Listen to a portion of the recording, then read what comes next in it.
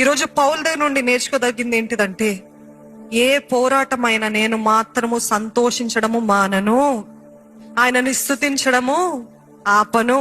ఎందుకంటే నా దేవుడు దీని గుండా తీసుకెళ్ళినప్పటికీ నీ జీవ కిరీటం ఆయన చేతిలో ఉంది. హల్లెలూయా. ఆయన చేతిలో జీవ కిరీటం ఉందండి.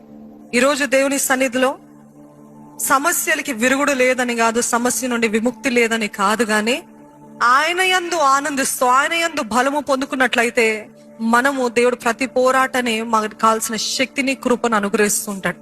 సమస్యలతో వచ్చారా, యేసు సన్నిధికి రండి.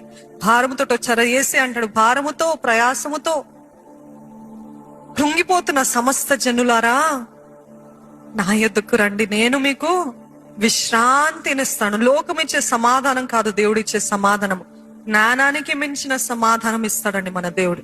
ఈరోజు ఎట్టి సమస్యలున్నా, అందుకే నేను అడిగాను, సమస్యలున్న వారు బిగ్గరగా హల్లెలూయా చెప్తారా?